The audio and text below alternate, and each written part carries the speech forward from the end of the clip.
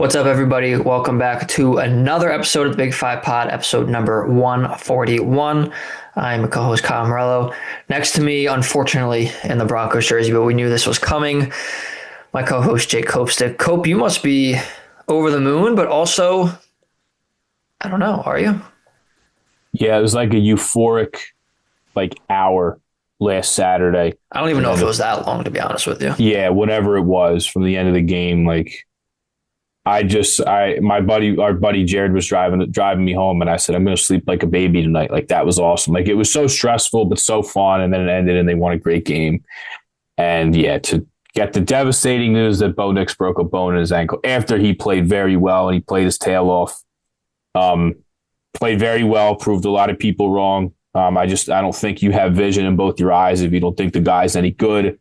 For him to go down like that, it sucks being so close to the Super Bowl. But we're rolling with Jarrett Stidham, Kyle. There's no film on this guy. Well, there's preseason film, but he hasn't played in a regular season game in 2 years. So it's tough. It's the least amount of starts ever for a quarterback in the AFC Championship game. He only has 4 career starts to his name. So the odds are certainly stacked against the Broncos. I think they will get it done. They'll need the defense to come through, but what'd you say? You do think they'll get it done? Yeah, it's football's funny, man. They got the game at home. The place will be rocking. The defense is 68 sacks on the year, leads the league. Like, I feel good. I feel good, Kyle. I feel as good as you possibly could be. Yes, it sucks they don't have Bo Nix, but at the end of the day, the team is still very good. The team is still very good. The defense is still very good. Is that absolutely blind faith because it's this point in the playoffs and they don't have a game next week for me to say, it's all right. You have to win this week. You have to win this week to make the Super Bowl. So I feel good. I hope they can do it. But I will say, Kyle, 10 years ago, almost to the day, the Broncos hosted the Patriots in the AFC Championship game. There was a skeleton of Peyton Manning at quarterback, and Von Miller turned in one of the most dominant. He completely changed the course and wrecked that game. 2.5 sacks. He had an interception. The Patriots could not block him or DeMarcus Ware or Malik Jackson, and they won that game. I remember. So the defense will have to bring him home, but man, I still remember even that whole playoff run, beating the Steelers in the first round and then beating the Patriots and then going to the Super Bowl and eventually beating the Panthers and MVP Cam Newton. It was the defense that brought him home the whole way. So Vance Joseph, I know you're hoping to get a head coaching job, but you got 2 more games, brother. The defense, that's going to have to be on them. They're going to have to win the game, but I think they can do it. All right. We'll see. Listen, not that we want to spend too much time on football. This is the Big Five Pod, of course, but when one of our teams is in a spot like this, it's pretty impressive. So kudos to the Broncos. It was a shocking injury news to get on Saturday night, but we'll see. We'll see what happens. And then real quick, as for me, was very upset last week during the recording of this because Kyle Tucker signed with the Dodgers. And since then, the Mets have acquired Bo Bichette, Luis Robert, and Freddie Peralta. So I'm feeling pretty good too, Cope. And also the Knicks won by 60 on Wednesday night against the Nets. So we're good in the sports land, but Cope, we're even better because we have a lot to Big Five to talk about. And we have a decent amount of success to talk about too. Some losses in there, of course, too, which we'll get to. But a 3-0 night on Wednesday night in the Big Five. Some other results that happened throughout the week, too, that we'll get into. We have a lot to talk about. So, Cope, I can't say let's get right into it because we didn't get right into it. But let's get into it now. Get that ball. Let's run that break. Cope's quick hitters. What do you got? Yeah, some quick news and not, I guess, some positive news. I feel like there's a lot of positive for us to talk about, which honestly, in the history of the podcast, I don't really feel like it's been the case all that often but the Big Five is playing well. But Kyle, we'll start with some injury news here. So LaSalle, have they gotten healthier? Yes. They got Jaden Johnson back. They got Jerome Brewer Jr. back. A couple weeks ago, we talked about Justin Archer being out for the season. Noah Collier are going to follow suit as well. So he had a season-ending knee injury for William and Mary. They played a game against Charleston at home. It was on February 3rd of last year, coming up on a year. William and Mary beats Charleston. It was a national TV game. He had fans on the call. It was a really big win for William and Mary, but he got hurt in that game. And for him to tear a ligament in his knee in February, I mean, he was playing in the Cathedral Classic. He played 3 games for LaSalle, one of which was the 5th place game in the Big 5 Classic, where, of course, LaSalle beat Drexel. But give him credit. He tried to hit the court as soon as possible and make the most of this year, but that's a really short timeline to be coming back from a major knee injury like that. So it just never materialized. He was in a boot. He wasn't practicing fully. He tried to play on it. Then he was back in the boot. He's going to sit the rest of the year. Clearly, that knee just wasn't right. They thought it was a good idea to shut him down, so he will be out the rest of the season. LaSalle did say he'll look to return in the 26-27 season, which, Kyle, will be his 7th year of eligibility, if you can believe it. So, I absolutely can believe it, the way college athletics are going these days. Yeah, crazy stuff. So Noah Collier looking for a 7th year of eligibility, because he's going to be done for the rest of this year. You never got to see the full scope of what it could be. It's limited minutes in 3 games here. And honestly, it's for the best. If he's not going to be out there, there's risk of another major knee injury. Just have him sit, and you'll have a 7th year grown man playing for Darius Nichols last year. Kyle, we'll go a couple miles south on Broad Street here. Temple's A.J. Smith is going to have season-ending shoulder surgery as well. Reported, of course, by owlsdaily.com. Adam Fisher confirmed that in the loss, the 79-73 loss to FAU that we will get into on Sunday. He averaged 14.9 minutes per game, scored 7.8 points per game. Nice to have a big body, a strong dude that can get downhill, score a little bit off the bench. This isn't the deepest of teams that the Owls have, so a guy like that certainly had a role for them. Just played in 8 games this year. I know I was at the Princeton game right before Christmas, and Fisher, somebody had asked about it, and Fisher said, hey, we told him to go home, be with your family, think about it. And, the decision that they seem to have come to is that he's going to get season-ending surgery on that shoulder, and hopefully he can come back next year. And again, Kyle, he can give a Big 5 team a grown man, older guy off the bench. So unfortunate news here with two players, and not only Noah Collier, but Temple's A.J. Smith are going to be done for the year. Kyle, lastly, some player news with Temple. This is expected, but it made official since our last recording. C.J. Hines, who transferred to Temple from Alabama State this year, he has been dismissed from the Owls after the gambling indictment came down, in which he was named for his time at Alabama State. He did not appear in a game for Temple this year. The school decided to hold him out of competition after the NCAA notified them of potential eligibility concerns tying back to this gambling indictment from his time, of course, with Alabama State. So it would have been nice to have a guard off the bench who could shoot, pour it in a little bit, but he was named in the gambling indictment, therefore dismissed from the school. We knew it was coming, but Temple officially put a statement out since our last recording. So now I'm telling you about it now. And with that, Kyle, I was at a bunch of games. You've been hitting the road. You were at a bunch of games doing some coverage.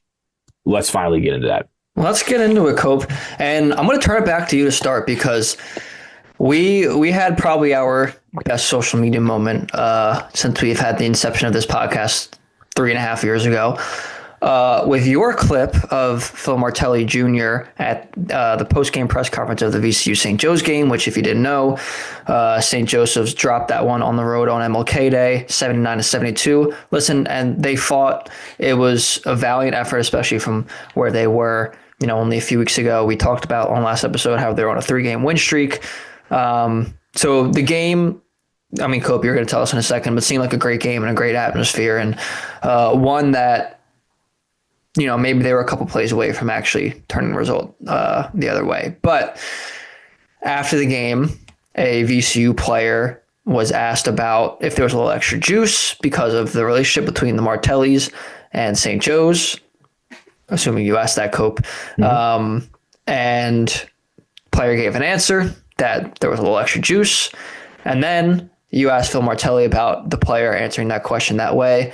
And Cope, the video has gotten over 100,000 views on Twitter, which is insane. We've never got anything close to that, and not that we're doing things for numbers, but it is quite impressive to have something, have that kind of exposure for us. And I think if there was one video that we've ever put out, it was going to be that. So, Cope, to walk me through Coach Martelli's answer and your thoughts about what he said about how St. Joe's and his dad's relationship has kind of turned since he was let go. Yeah, and to think about how many years that's been. We're going on 7 years. 7 years at this point, from when Phil Martelli was fired from St. Joseph's, and it's very much still that's very much still a fresh wound. You haven't seen Phil Martelli Sr. back at Hagan Arena. I got to speak to Phil Martelli Jr. a little bit last week. He was nice enough to give me a couple minutes. I did a pregame story on that game, which, quite frankly, Kyle, I don't want to toot my own horn. I'm not that important, but if I didn't do that, I don't think anybody else would have. I was the only guy that went down there.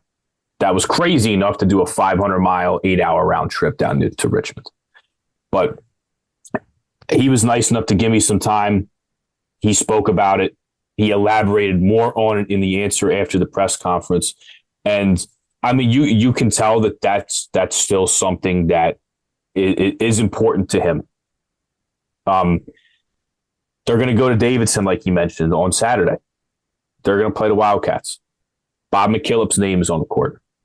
He mentioned they went to George Mason for a big game a couple weeks ago where they honored Jim Larinaga's Final Four team. They put a banner in the rafters for Jim Larinaga. You go to Hagan Arena now and see the coaches in the rafters and see the players in the rafters. Something's missing. And it's Phil Martelli missing up there. You can make an argument. I'm not here to say one thing or another who's the best coach. Phil Martelli is the winningest coach in St. Joe's history. I'm not here to argue on that, but you need to take care of a legend and resurrect that.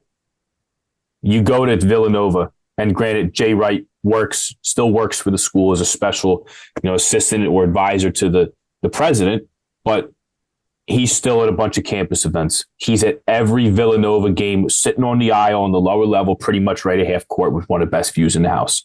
You go to LaSalle, Fran Dunphy, with his position still at LaSalle, working with the president, Daniel Allen, and working with Ashbury, he's at every game, being an ambassador for LaSalle. When he was at Temple, he'd sit up in the upper level by himself. You'd see him there eating popcorn by himself. Chilling. Yeah. Being away from everybody, just taking in a game. Phil Martelli needs to be corrected, if that's a name on the court. The fact that he's not in the Big Five Hall of Fame, the fact that he's not in the St. Joe's Hall of Fame, that all needs to happen.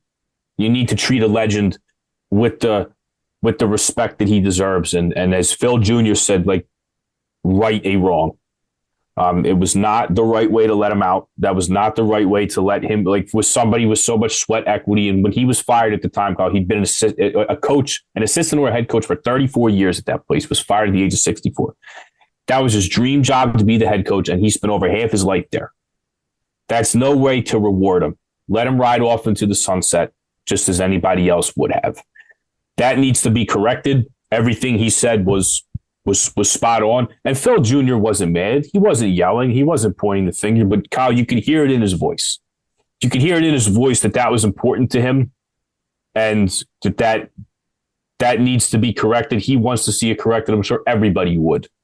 But that's clearly something, Kyle, that added another layer to the game, and that is still important to Phil. I'm sure his brother Jimmy, and just, the Martellis of Greater St. Joe's community as well. It's still something that very much matters to him. And he was nice enough to give me a long answer to my short question, because I asked Terrence Hill about it, and I asked the players, and he mentioned something. Terrence Hill, I'm paraphrasing here, he told us about what happened there. He told us about what happened at St. Joe's. So I asked Phil Jr. about it. He elaborated on it, and you could hear it in his voice, Kyle, the passion, how stern he was when he was talking. That's still something that's very important to his family, and something that still, I don't know if affects is the right word, but something that still does not sit right with them to this day. Yeah. And you could hear it in his voice, Cope. I mean, it was passionate, but also you understand where it's coming from, because the Martellis, deep down, maybe it's not, so apparent right now, obviously, but deep down, they love St. Joe's. He spent, like you said, 34 years there. The family grew up around there. Phil Jr. played on the team. Did Jimmy play on the team? No, Jimmy was, he was a D3 player somewhere, I believe. Okay. But obviously, his dad and his brother were coaching the team and on the team, so the family was around the team. Right. They were St. Joe's. Like, you couldn't have one without the other. And the fact that there's been, I don't know if there's been no communication, but probably little communication between, the staff and the school and them over the last 7 years. It's sad, and he's right. It's a wrong that needs to be righted, 100%. And what the extent of that is, that's not for us to judge. We could say he should have his name on the court, whatever it is. He should for sure have a banner hanging in the rafters. That much I do know. I think that's the minimum. But at the very least, too, like on a personal level, make amends. I don't know. And maybe it's something that won't happen in this current administration. I have my doubts, but it's something that needs to happen, Cope. Yeah, it's like, Kyle, you almost go to St. Joe's games, it feels like something's missing. Yeah. Because he's not there. It just doesn't, you got to get over it at some point. You can't allow that fire. Now, and I'm not saying for Phil and the Martelli's family's sake. I'm saying, like, as a St. Joe's fan, like, don't be mad at like this year's players or like this year's staff that had nothing to do with it. You know what I mean? Still cheer on the guys and everything, but like, even 7 years after the fact, it's like something's missing. Like, that's almost like that should be a guy that is like welcome with open arms whenever he comes back. And the thing is, VCU is going to have to go back next year, Kyle. They played at Hagan Arena last year. St. Joe's went down to the Siegel Center this year. They're going to have to play there next year, and we'll see how that goes and how that is. But it's a shame that again, you look around the Big Five and Fran Dunphy and Jay Wright. Fran Dunphy at multiple schools, at 3 different schools. Jay Wright. I'm going to be at Drexel this weekend. Bill Harrian's going to get into the Drexel Athletics Hall of Fame, responsible for the Dragons only, and Malik Rose as well, responsible for the Dragons only NCAA tournament win over Memphis, who had Lorenzen Wright that got drafted early in the first round by the Grizzlies. They're getting put in the Hall of Fame. Malik Rose jerseys hanging in the rafters. It's stuff like that. Like, when you have all-time greats like that and legends, you need to treat them as such. And like, again, with how much sweat equity they've built up over the years being there, there should be no ill will. They should they should be at games. That's a guy that you'd want like at alumni events and stuff like that. It's a shame that that's not the case. But you could tell there was a little more. As game ends, Jimmy Martelli's banging the scores table and excitement. You look at that team, it's like Jadrian Tracy played under Billy Lang at St. Joe's.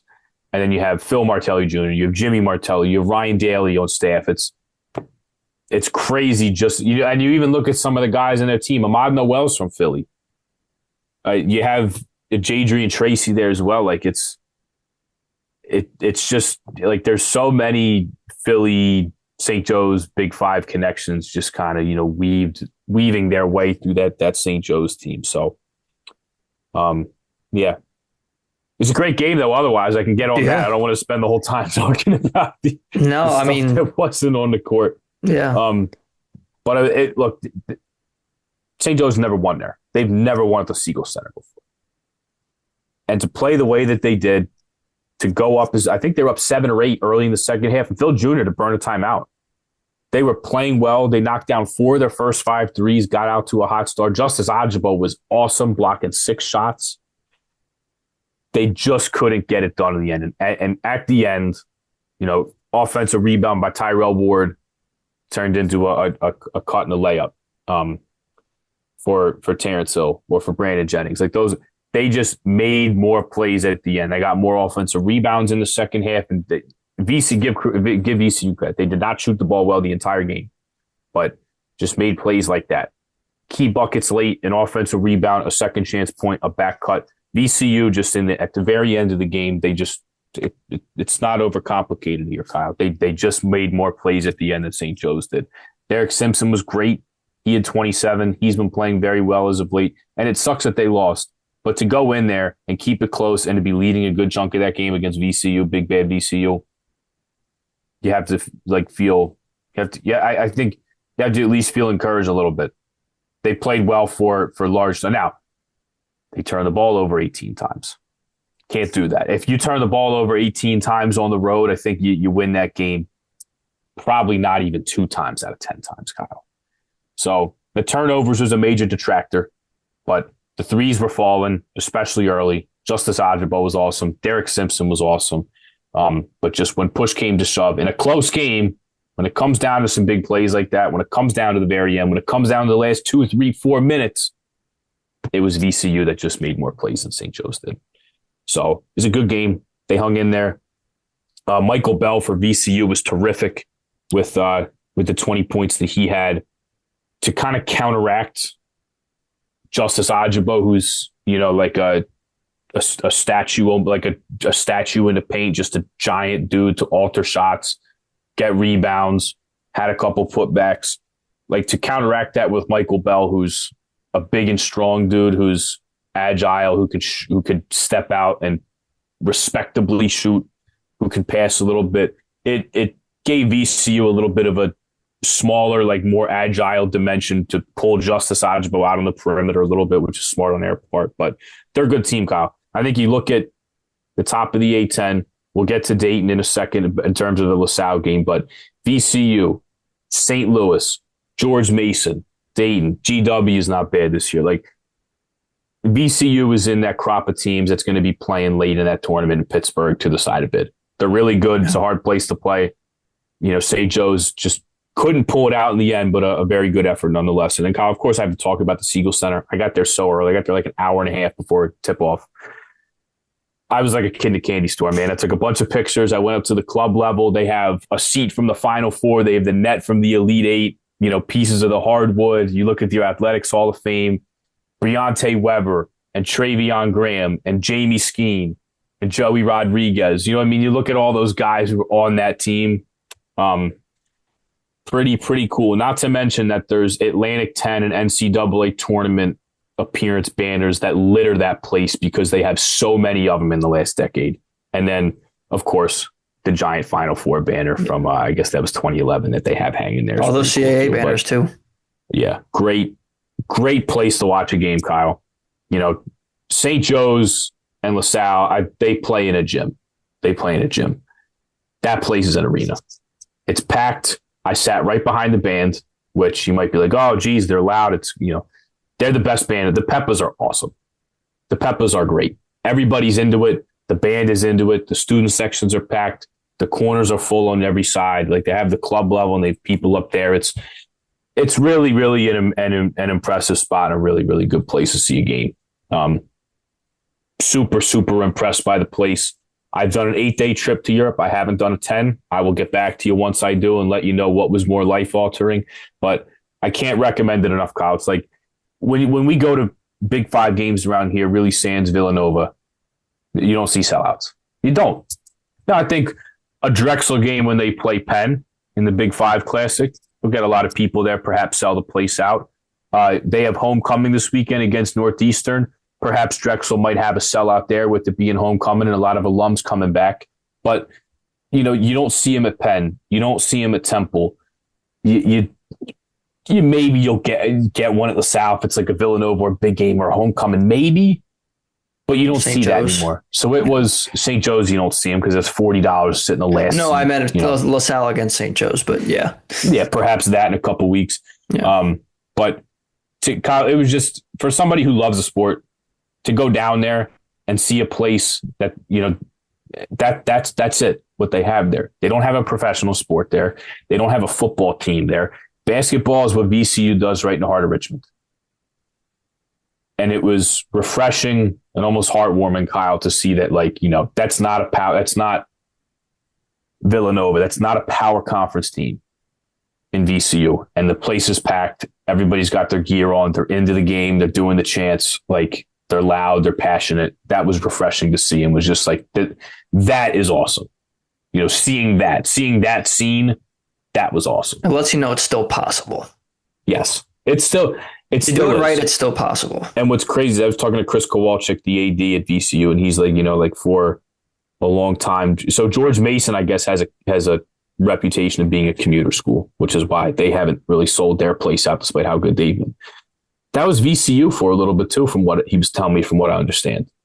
But you make the Final Four, there's a boom. People want to go there. There's a lot of money put into it. You renovate the stadium, you renovate the arena. You're still really good. People care. The students care. It's a reason why the students go now. Like, it's cool to see, Kyle, like, just what a Final Four and a deep run of the tournament can do for you. But just to see that, like, again, what you said, that still exists. Passionate fan bases like that, even in not in power conferences, that still exists.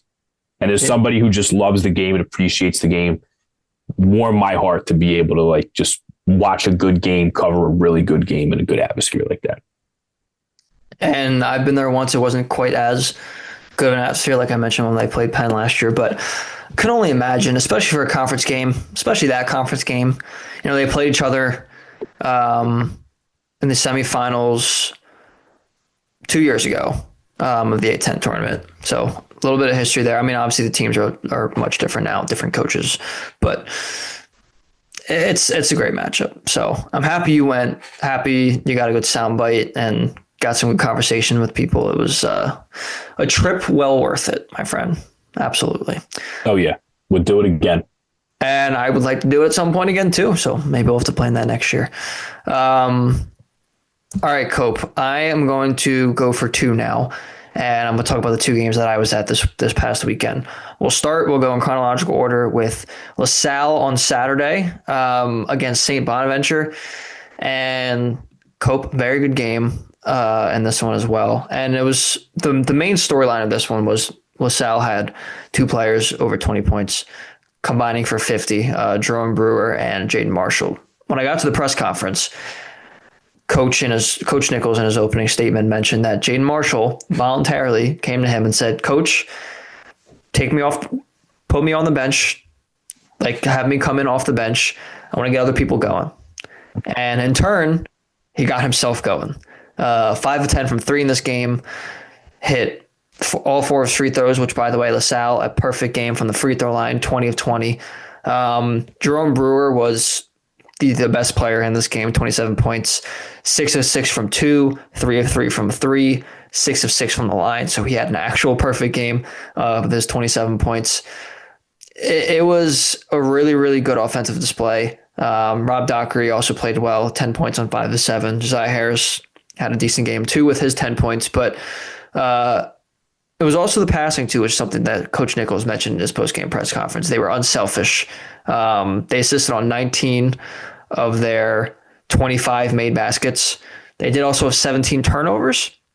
So you kind of take that with a little bit of a yin and yang there, where you have something good, and then you kind of, you did turn the ball over 70 times, but they were passing it so much. I guess it's not, the worst thing, but something to clean up.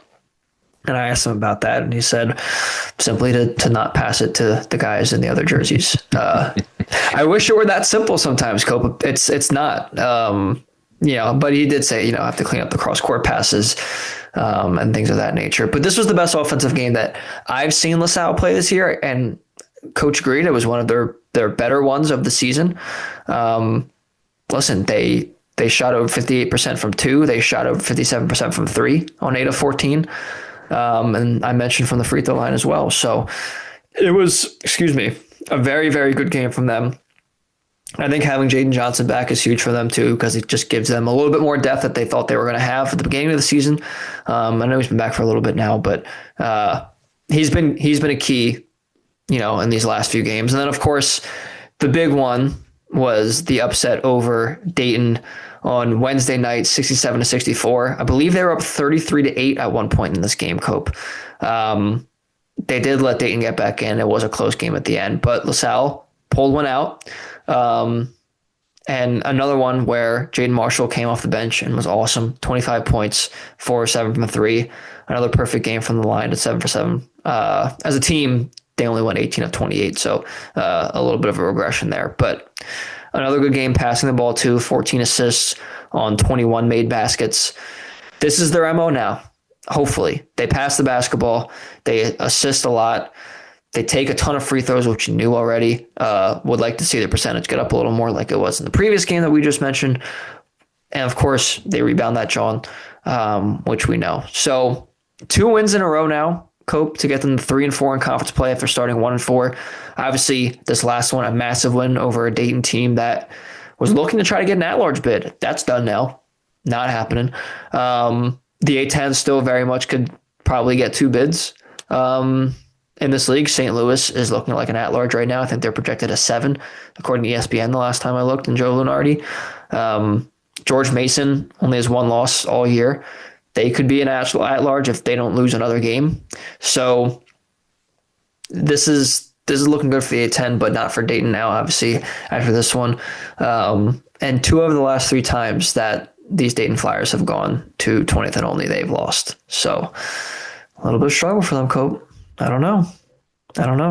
But what do you make of these LaSalle Explorers in these last 2 games? A little bit of a 3-point revolution. A little bit of a, they've been passing the ball a lot more, which is something that they do. They're 51st in the country right now in Ken Palm and assist for field goals made. But offense has been their biggest issue. Not that defense hasn't been an issue, but offense has been their biggest issue. And it seems like they're starting to put some things together. Yeah, Jaden Johnson's been a big help. I mean, he had 6 assists to 6 turnovers against Dayton. Don't want to see that, but the fact that he dished out 6 times, to have a guy like that, to have a table set up, to have your starting point guard back. And you just think at one point, Kyle, there was no Truth Harris or Jaden Johnson for this team. Yeah. So they're getting healthier. Jerome Brewer just was 7 points last night, but to have a guy like him back, this is all helping. This is all helping that they are getting healthier. I wish that they would, I'm sure they would like to play more guys. They played 8 guys last night. But look, the whole MO of this team is like, you look at Dayton this year. They got they paid Deshane Montgomery. They paid Keontae Jones, excuse me. They get Malcolm Thomas, who, if you remember, redshirted at Villanova last year. In addition to bringing a Javon Bennett back and an Emil Letong back, they don't have that luxury at LaSalle. Field of 68 just did a poll, ranking all 14 A-10 jobs. Dayton at the top, the fan support, the game day experience, how loud the place gets, how many people fill up, the passionate fan base, the money. And they ranked this LaSalle team dead last. But they're going to scrap, they're going to claw. They're going to be a bunch of tough dudes that, guess what, Kyle? If you sleepwalk in North Philadelphia on a frigid Wednesday night, you'll take a loss that torpedoes your season, and that's what these guys did. So massive for them to win the last 2 games. I'm really not impressed with St. Bonaventure. They have an injury to Amari Marshall. The whole Joe Grahovic experiment has not worked up to this point. But to get 2 straight wins, to beat this Dayton team that, quite frankly, Kyle, in the world of basically professional sports in college, this Dayton team should never lose to LaSalle. They just shouldn't, with the amount of talent that they could shell the money out for. But again, if you sleepwalk at John Glazer Arena against Darius Nichols' group, that, look, perhaps it's not pretty. 64% from the line. They did get there 28 times and get pretty much to their target. Got out rebounded totally for the game. Committed more turnovers than Dayton did. It's not pretty. It doesn't have to be. You're not painting a picture. You just got to put a W in the win column. I'm proud of these guys for doing it, Kyle. Nobody, they were 10.5-point underdogs. Nobody gave them a shot against a Dayton team. 14-4 was 5-0 in conference play with 5 straight wins after losing their non-conference finale to Liberty. It's a stamp of approval on Darius Nichols and his staff and their play style.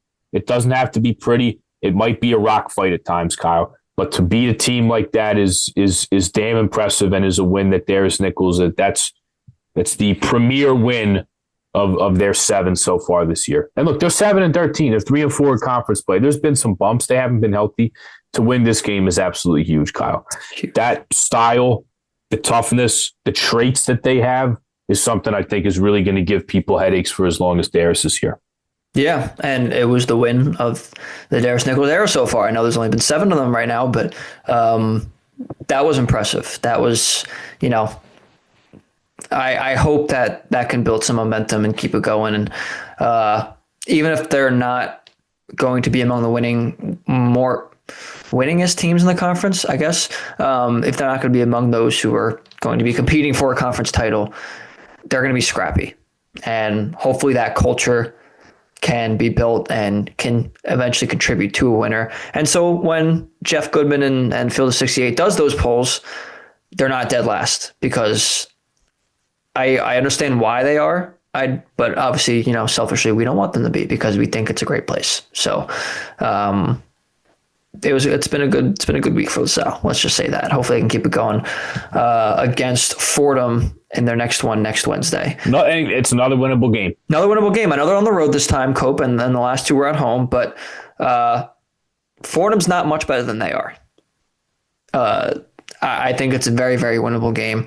And, well, we'll see next Wednesday. We'll see when we record this time next week. We'll see what happens. Cope, another game that actually we were both at on Sunday was Temple hosting FAU. The second of their 2 measuring stick games that they had this past week. Obviously, the one on last Wednesday in Memphis, 55-53 loss, which we talked about last week. Of course, coming on the heels of the death of the passing of Bill Courtney, their assistant coach, which I got to talk to. I didn't talk to Adam Fisher, but he mentioned it in his press conference, which we'll get to in a second. But Temple lost 79-73 in this one. They were winning in this game for over 26 minutes that they held the lead for. Florida Atlantic kept battling. This was a close game for a long time. And in the end, they out-rebounded him toward the end of the game. They were making their shots toward the end of the game. Josiah Parker, the freshman, was the MVP of this one. 22 points, 10 of 13 from the field. I believe 19 of those were in the second half. He had a double-double just in the second half. Absurd. Yeah. Absolutely absurd. 12 he won him the game. Won him the game. He did, Cope. He won them the game with his rebounding, creating some second chance points at the end of the game there and holding Temple off. And listen, Temple played decent too. I mean, it was... there was a lot of fouls in that game, Cope. I haven't seen that many fouls in quite. I think there was 25 fouls for each team, so 50 fouls total in this game, which is ridiculous. But Temple, I thought, played okay. They didn't shoot the ball well from 3. They were 6 of 22 from there, but they shot 32 free throws, made 25 of them. Shot 42.9% from 2, which is, it's not great, but it's okay. Hayden Tobiason, 23 points. Darian Ford, 22. And Gavin Griffiths also had 14 as well. So their big 3 was scoring. They didn't get a ton of support outside of that, which I think obviously is an issue.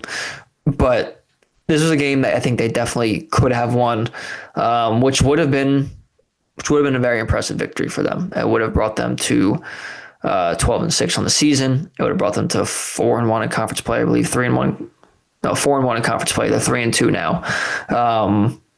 There's still time for them to, turn around and stack some wins in conference play, which they did on Wednesday night when they went to Houston and beat Rice 69-65. Again, a team that they probably should beat, but they're on the road. You never know what can happen on the road in conference play, as Dayton found out this past Wednesday as well. So a good win for them to, keep stacking it. Cope, that was part of your New Year's resolution for them, which they accomplished the first leg of in winning their first 3 conference games against opponents that they should beat.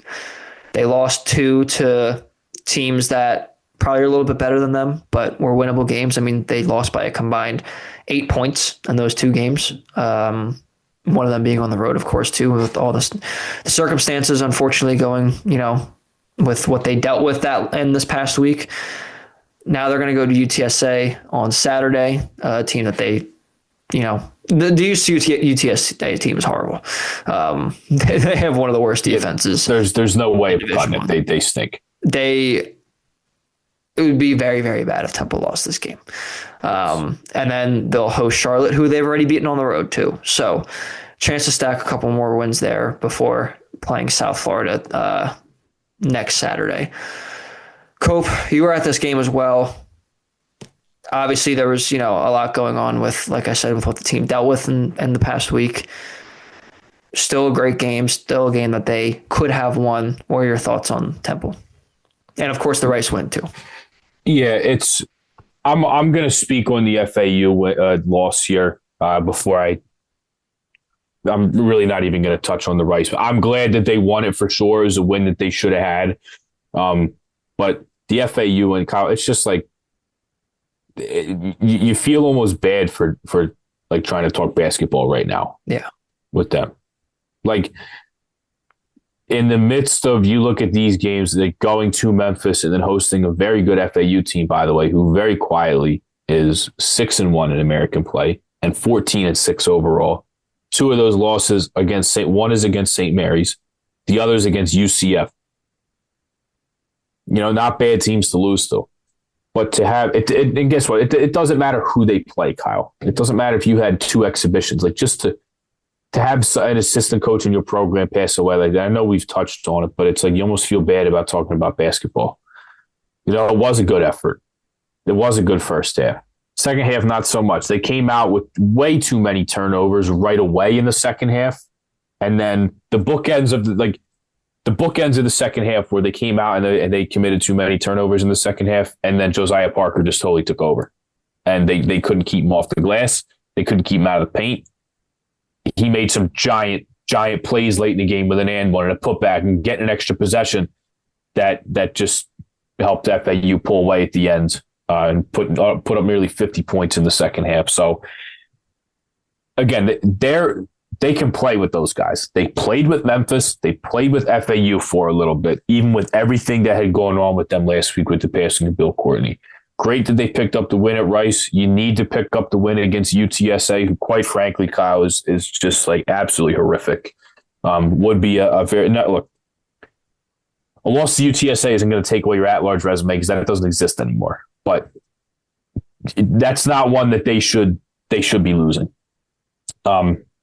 Uncharacteristic game of Jordan Mason here. The FAU game has five turnovers just to 1 assist. The team as a whole, Kyle, just 7 assists as a team.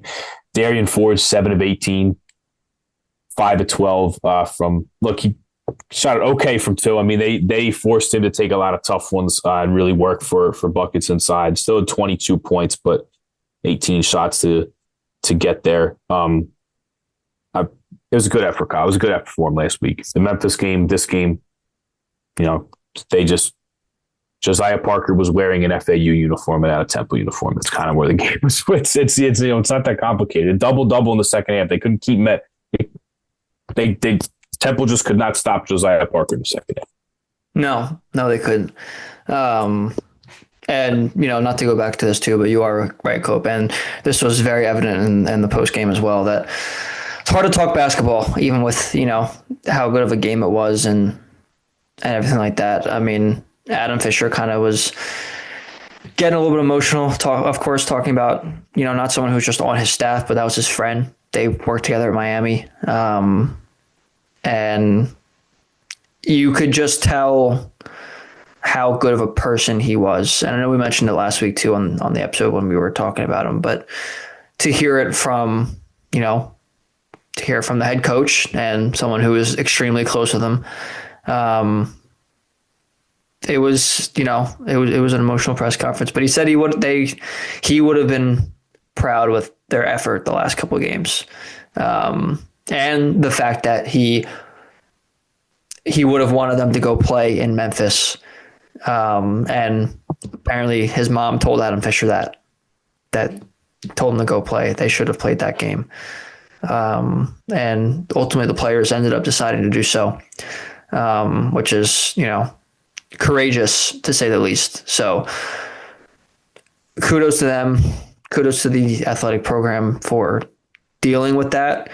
And then of course, even, playing the games and playing as hard as they did. And of course, picking up the win at Rice too on Wednesday. Testament to them, testament to the program, and can't say enough about it, of how, courageous that is. And of course we're still sympathizing as well with them. Yeah. It's definitely going to be, it's going to be a tough rest of the year for Temple for sure. Just in that regard, not anything to do with the on-court, but for that. Please go beat UTSA.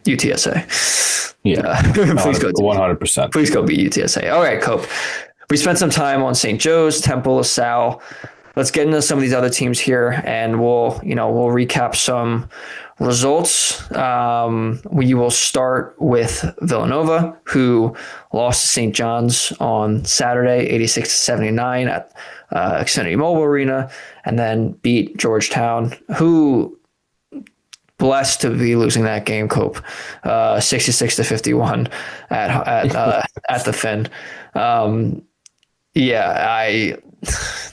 The Ed Coulier is not going all that great right now. That was the game they should have won, Cope, and they did pretty handily, holding Georgetown to 51 points, the lowest offensive output for an opponent against Villanova this year. I have a feeling you're going to want to talk about the St. John's game a little bit more, though.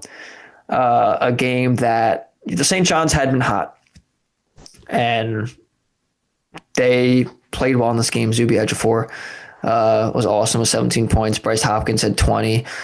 Ian Jackson at 18. He's been, having some criticism this year, but he's played well in this game. And, you look at the freshman on the other side for Villanova, Nicaden Lewis, who had been truly awesome up to this point. St. John's got to him in this one. 3 points on 1 of 7 from the field, 6 turnovers, 5 assists. Of course, he wasn't the only one. I mean, they did have 14 turnovers as a team. Tyler Perkins played well in this game. Cope, Devin Asco off the bench at 21 as well. It was a close game.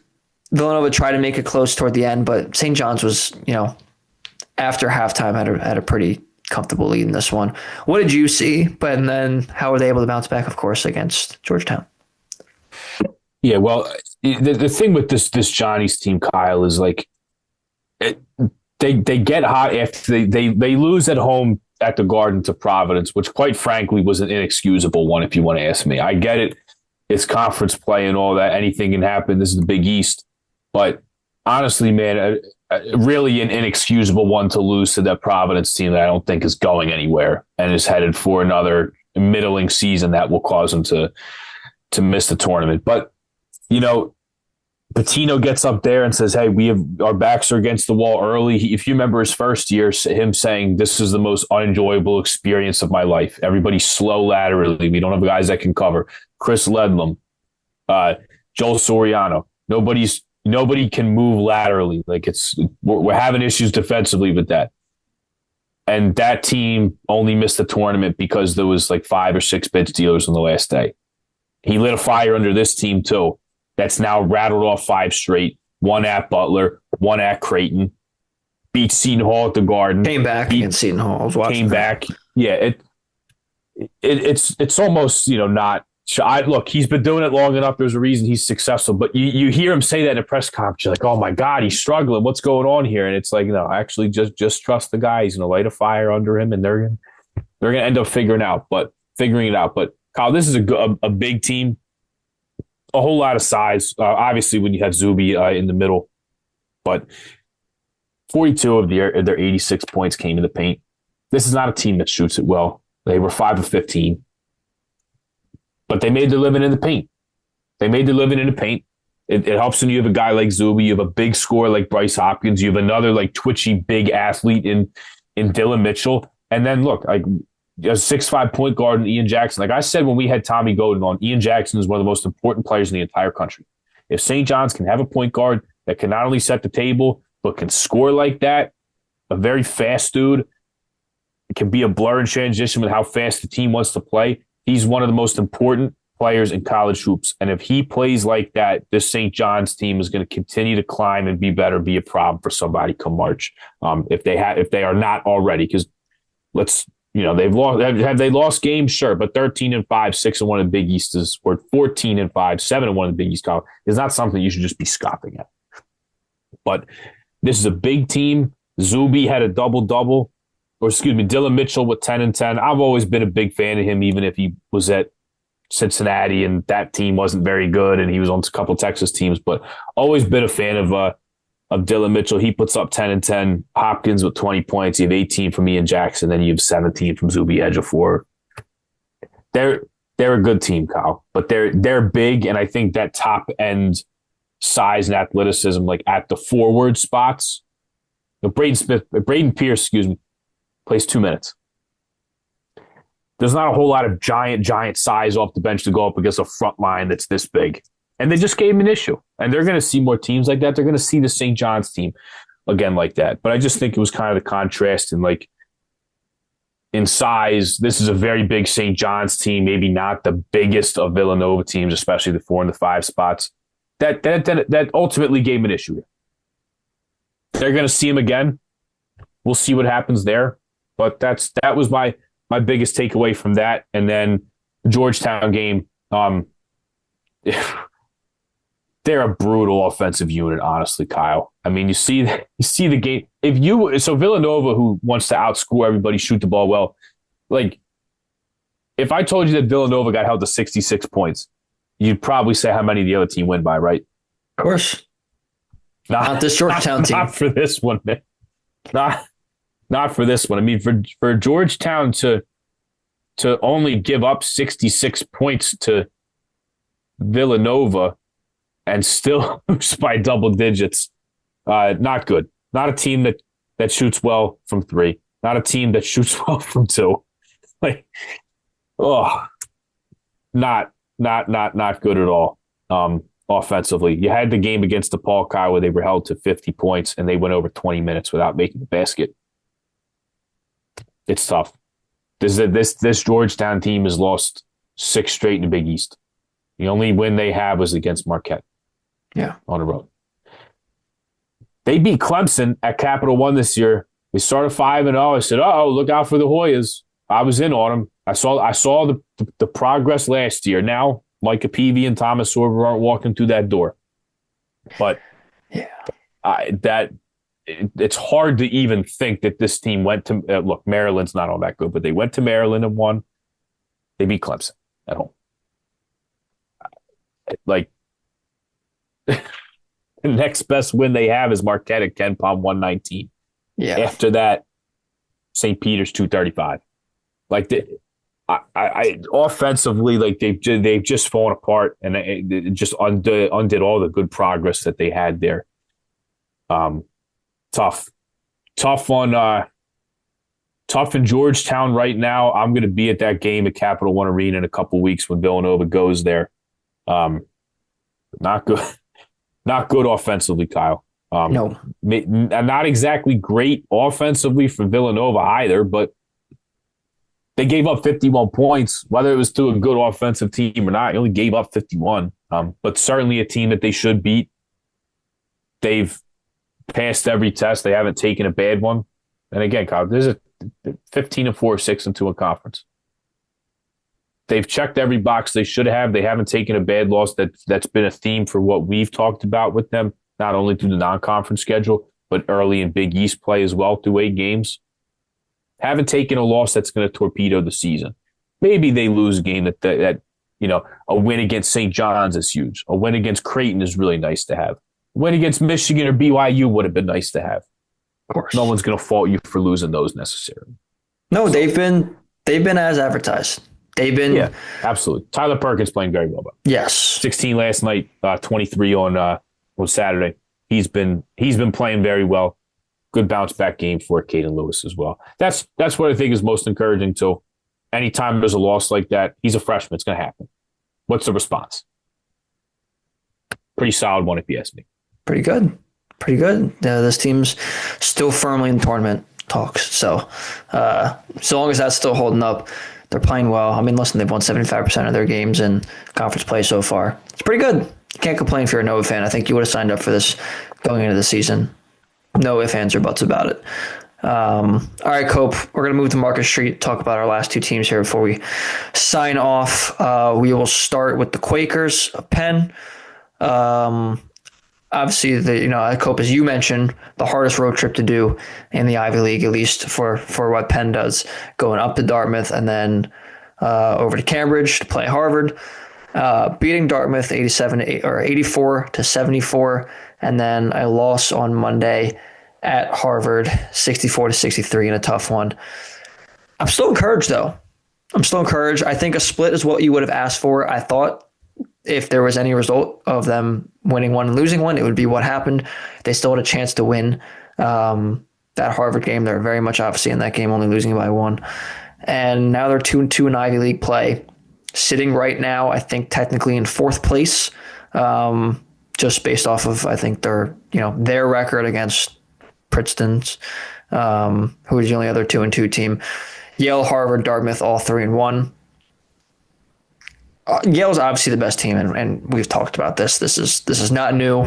Yale is probably going to win, be the 1 seed in the Ivy League, and I wouldn't be surprised if they won that, although you never know what could happen in March. But this team's really, really good. But outside of that, it's still so wide open. I mean, obviously, the other two 3-1 teams, you lost to Harvard by 1 point on the road, and you beat Dartmouth by 10 on the road. And then you have Penn, who obviously, lost to Harvard and then lost to Princeton by 2 on the road too. This team could very well be 4-0 in conference play right now. They've played well. Maybe they haven't played well enough to win, obviously, in 2 of those games. But the 2 games that they lost in conference play, they lost by a combined 3 points, both on the road at their biggest rival on one of them. So, and Princeton's not nearly as good this year as that they have been in years past, but still a well-coached team with Mitch Henderson. That was on the road. And then obviously, like I mentioned, a rivalry game. I still think they should have won, but it's still, I think there's a lot to like for me about this Princeton team. TJ Power's been playing a lot better lately, these last couple of games. But the measuring stick game is going to happen, Colt, because they're playing Yale on Saturday at the Palestra.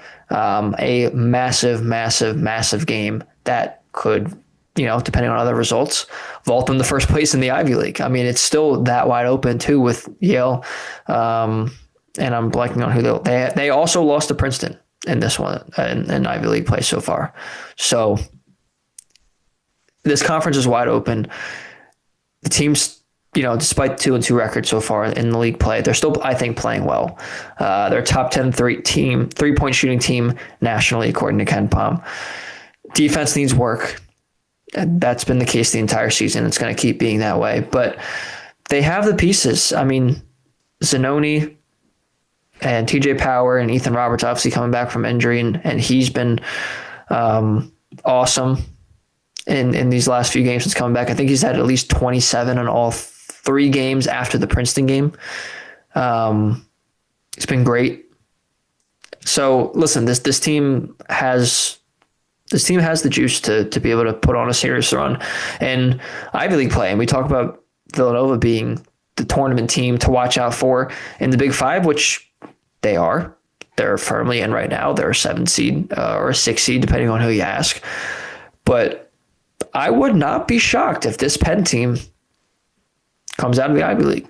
I think it will be Yale, but I think on any given night with how hot Penn can shoot, when they're really turning it on, I think this Penn team is still scary if I was an Ivy League opponent. Absolutely. On the wing, you're not going to find a better duo than TJ Power and Ethan Roberts. That's what brought him home the other night against Dartmouth. The 2 of them combined for 52 points. Power with 27, Ethan Roberts with 25. They have something that no other teams, if any, in this league have. And really at the mid-major ranks, that's good of a perimeter duos you're going to find. So good for them. They got the split. I just want to preview the Yale game a little bit because I will be there. I had to make a bit of a decision because now St. Joe's Dayton is going to be played at 2:00 on Saturday because of the snow, but I will be at Yale and Penn. Given that I previewed the Ivy League for Stephen Bagel's magazine, I did want to take a look at these guys. 14-3, lost at home to Rhode Island, who, yes, they're Rhode Island and they stink in the A-10, but they're still an A-10 team. Lost at Alabama. And then, look, Princeton gave them the work when Yale had to go to Jadwin. That's the bottom line. But the 2 games after that, Kyle, put put 100 points on Cornell, beat them 102-68. Put up 91 on Columbia, beat them 91-74. The response has been good. Kyle, this is the best three-point shooting team in America. Nobody's better than the Yale Bulldogs, shooting over 41% from three. Led by Nick Townsend, who he had a great year last year. He was such a better player. He shot the three ball well. And then on top of that, like there was just more offense coming his way with the Matt Nowlin gone to USC. Like he got so much better last year starting all 30 games for the Bulldogs. Through this year, Kyle, he's averaging 17 points a game, up from a little over 15 last year. He jumped from a 30% three-point shooter as a sophomore to a 48% three-point shooter as a junior. He's now a senior, Kyle. He's averaging over 3 3-point attempts a game as opposed to just under 2 last year. He's shooting almost 54% from three on increased volume. It's ridiculous. A Bez Mbang gone and a John Poole Akitas gone. Not to mention, he's up in the rebounding department as well. I've used this analogy so many times. This dude is built like a sack of flour, will absolutely punish a mismatch on the block. And at the same time, now can space the floor, is one of the best shooters in the country. It defensively provides a lot of issues for you. And that's not to mention, I mentioned that they lose Bez Mbang, the best defender in this conference, and then John Poole Akitas, potentially the best scorer in this conference a year ago, amongst the likes of a Caden Pierce and a Xavier Lee. His replacements in Trevor Mullen and Riley Fox have filled in quite nicely. You have Riley Fox, who's a 40% three-point shooter in his own right. Trevor Mullen just a tick under 37%. They take care of the ball. They still have their anchor in Samson Alaton. Like, Kyle, this is just such a well-oiled machine under James Jones the last couple of years. There's a reason why they're the class of this conference. They do so much well. They don't turn the ball over. They rebound the ball offensively with the size with Nick Townsend and Isaac Seliscar and Samson Alaton. They are top 20. They're 20th in free throw percentage, 12th best offensive turnover percentage. They just like last year and just like the year before, Kyle, you see that. They don't turn the ball over. They shoot free throws well. The best three-point shooting team in the country. They hit the glass. They check so many boxes as a dangerous mid-major team as they have the last couple of years. And even with the guys they lose, you look at a couple of years ago, they lose Azar Swain, who was a 20-point a game scorer. And then they lose a Matt Nowlin. And then they lose Danny Wolf. They lose John Poole Akitas. They lose Bez Mbang. And the wheels just keep on churning on the Yale Bulldogs. Once again, a very dangerous offensive team. 6 best minutes continuity with everybody that they brought back as well. It's a really good team again under James Jones. We're going to find out a lot about Penn, just given that, hey, this is the class of the conference. This is the class of the conference that you're going to have to play. And with that offense that Yale has, you're going to have to defend the three-point line well. But guess what? Those Penn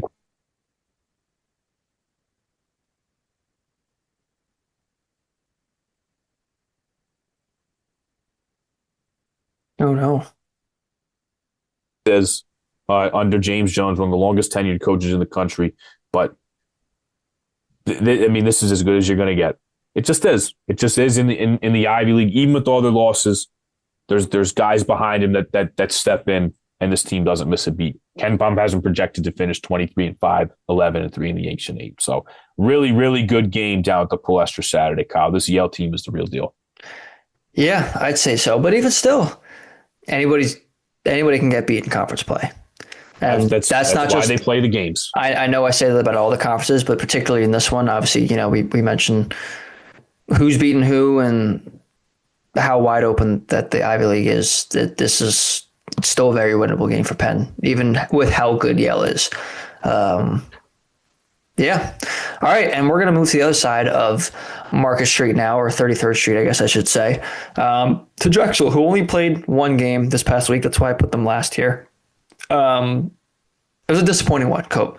A 59-58 loss to Towson, in which they were winning for the vast majority of this game. They got outscored by 39-26 in the second half, so 13 points.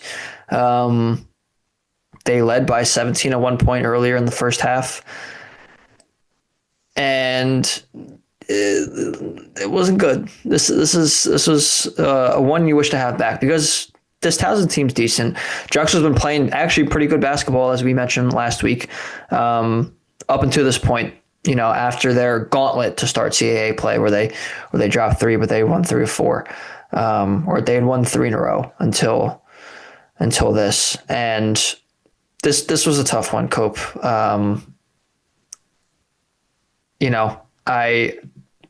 trying to figure out exactly how to put it into words. I'm sure it's not the worst loss that Drexel's ever had, of course. They were on the road. Like I said, a decent Towson team as well. But when you're trying to stack wins in conference play, and they had been, this is a tough one to swallow. A game in which I think at one point, as I'm looking at this on KenPom, they had a 91.4 win probability. With 2:34 left in the second half, they were up 6, and couldn't get it done. Which is, again, a little bit disappointing, because they had been playing some good basketball as of late before this, and again, they'll have an opportunity to bounce back here soon. But this is one that if you're Zach Spiker and company, you're probably kicking yourself a little bit here. 100%. 100%. To lose the game the way that they did, again, being up late, Shane Blakeney hits a big pull-up jump shot late that felt like it was going to kind of put things away.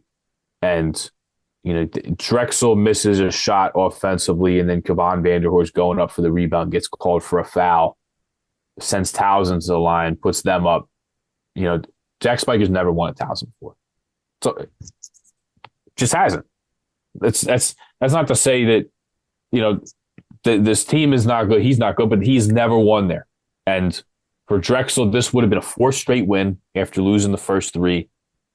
A Towson team that had been reeling a little bit. This would have been a giant win for them. So it's unfortunate, especially in the fashion in which they couldn't pull this one out. It's unfortunate. After all that, the win against William and Mary, for them to feel good about themselves, potentially go for 4 in a row here. It's just the way that they lost the grip on the game, Kyle, is unfortunate. Just for the series, I think everybody would get arrested if these guys didn't play a game within like 4 points of each other. It's like I was at the game in DC last year for the conference tournament. Drexel has the ball. It gets a shot blocked with 20 seconds left that could have put them up. Then they missed a tip in at the buzzer. Then there was a game that went to overtime. The year before, there was a 1 possession game. All these guys do is play absolute wars with each other. So I'm looking forward to a month from this recording on February the 22nd. Towson's coming to the deck. I'm going to be there for that. Hoping to see a good game. But we'll see if they can bounce back Saturday versus Northeastern. But yeah, Kyle, to go to that place where they haven't won before, be up late, be up 5 within a minute, and lose it, that's certainly one they're going to want to have back. I mean, you're talking about a team that now, all of a sudden, Kyle, you blink, that has a winning record in conference play through 7 games. Rattled off 4 straight after losing the first 3. It's unfortunate that they couldn't pull this one out. Am I encouraged? I mean, I almost don't know if I am, Kyle. I don't know if this is one for me to be encouraged that all these guys do is play close games with. Well, it leaves a bad taste in your mouth. 100%. Yeah, for sure. And that's not to say that I'm out on the Drexel team at all, but man, no. Kyle, especially on the road at that place you haven't won before. It was like to just see it unravel the way it did was unfortunate. It would have been it would have been the win of the year for them. That would have been the best win of the year that they had they been able to pull this one out. Yeah, on the road in Towson, it would have been their best win of the year.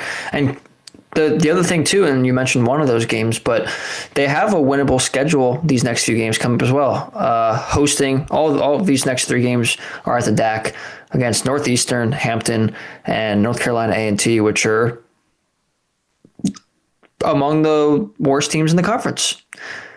So you would have had an opportunity to potentially, they have to win those games as well. Those are not shoo-ins. Those are not, guaranteed wins, but if they were to play to their capabilities and win those games, and then, if they were able to pull out the Towson game, it would have been 7 in a row, potentially. That's what they could have been looking at. Now, it still could be 6 out of 7, which is impressive. But that is one that got away, Cope. It's hopefully, I am hoping that they are going to get through January, winning 6 of 7 and being, what would that be, 5-4 in conference play? Or 6-4, 6-4 in conference play. Would be a great spot to be in at the end of January. I don't think Drexel fans thought that this would be potentially where they'd be at come the end of January, especially after how the conference play started at Charleston, at UNCW, home against Hofstra, and another game that was a close one as well. So I'm disappointed by the Towson result, again, because of all the reasons we just talked about. Very much a game they should have won, but I'm not discouraged by the Drexel team. And I think both things could be true there. Cope, that just about does it for us talking about this, these teams here. And I think we've gone through some of the schedule, so I don't know if we need to go over it again. But I will note a couple of time changes that came out on the day of this recording as well, just for people to be informed about if they haven't seen already.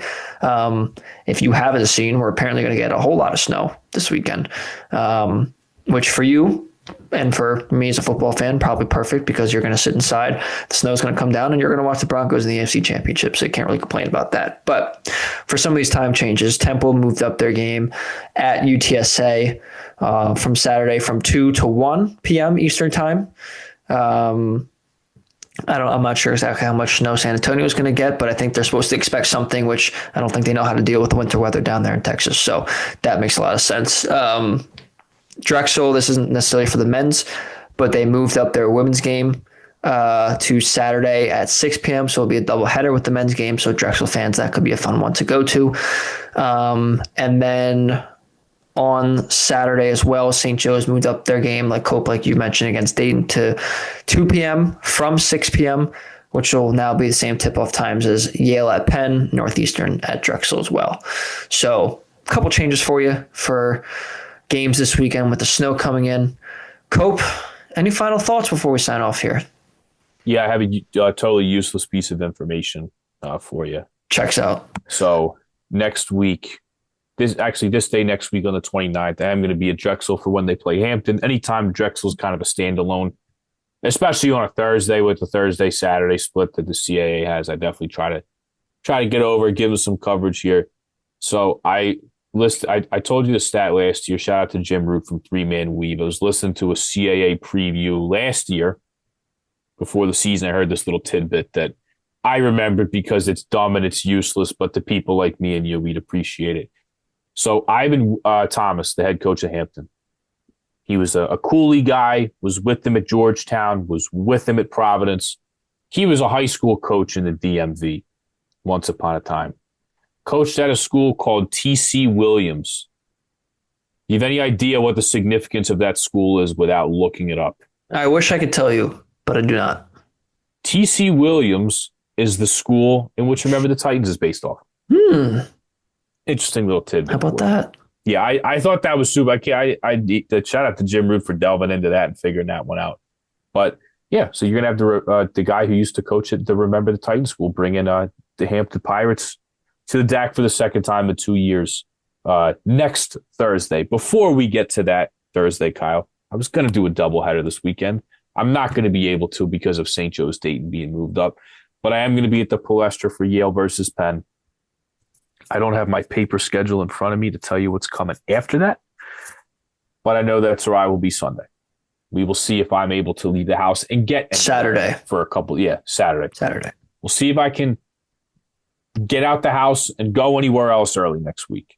But I will be Yale, Penn, big time matchup in the Ivy League Saturday afternoon at 2:00. I was hoping to stagger it with Dayton St. Joe's at 6. Not going to be able to do that anymore. Curse you, Mother Nature. I want a doubleheader Saturday. You know what? We haven't had a snowstorm like what we're supposed to be getting in probably a decade. I could have gone another 10 years. I could have gone another 10 years too. A foot of snow is, and I think it's going to be more in the Philly area than it is where I am on Long Island right now. But it's going to be a lot of snow. As for me, I will not be traveling back to PA this weekend, so no games for me. As much as I did want to try to get to UConn on Saturday, it is 2.5 hours still from here, so I will not be going to that for the Nova game, but a huge matchup for them, ginormous matchup. If you want to talk about measuring stick games, go against the number 3 team in the country. That's a measuring stick game.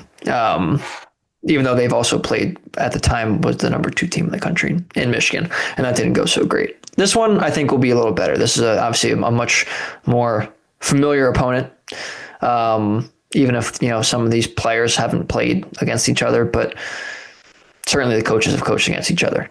This is going to be a fun one in Hartford on Saturday. I don't know the next game I'm going to be at. I'm going to be here doing apartment tours because that's what you got to do when you're looking for you need a place to live.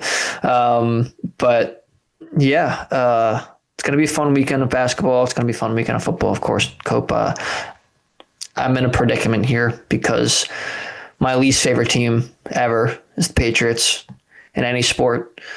And I think that includes the Phillies, but the Phillies are not too far off of that. But I can't see you win in this situation either. So it's a predicament. I think I have to, by default, root for the Broncos if I'm rooting for anybody. But yeah, I don't know. This is a tough one for me, Cope. You know how much I love being a hater in times like this, and you do too. You revel in that too. So yeah, I was just say I hate watching the Mets. Probably harder than anybody, but it's all right. Best of luck to you though, because it is a fun thing. It's awesome, and it's like if it was anyone else other than the Patriots, I would be rooting against you, but it's fine. Unstoppable force versus the immovable object. Look, I feel good, but at the same time, yes, Jack Stidham hasn't taken a snap in 2 years, meaningfully. But whatever. Hey, if you're Stidham, drop your balls on the table and let it fly, man. Don't just be he's not going to be dinking after that. But let's go, dude. I'm all in. Fake punts, throw it to let's see another big fella touchdown. The bag of tricks is going to be out. The Patriots are going to have to be on their toes. Let's go, Jarrett Stidham. Could be a revenge game too. Could be with a win. Could be a revenge game. And also one more thing. Speaking of football, shout out to the Hoosiers. Hoosiers. Yeah. Kurt Signetti, Fernando Mendoza. Talking about laying your balls on the table. One of the gutsiest touchdown runs in college football history there. Also, just if you're a sports fan, you have to appreciate an incredible turnaround that was. I mean, the losingest team in Division I FCS college football history, or FBS, college football history. And in 2 years, he takes them to the college football playoff in year 1, 16-0 undefeated national championship season in year 2. It's insane. It's up there. It's not quite at Leicester City level in 2016. It's up there. It's up there. If you're a sports fan, you just have to tip your hat. It's an incredible story. He's also the man. So Kurt Signetti, that is. Anyway, enough rambling about football. Thank you all for tuning into this college basketball podcast that we love to call the Big Five Pod. If you'd like to find more of our stuff, go to our social media channels at Big Five Pod on Instagram and Twitter and TikTok.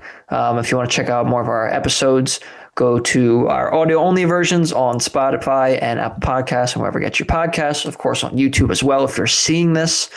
Yeah, that's pretty much all I got to say. Cope, thank you. And we'll see you guys next time.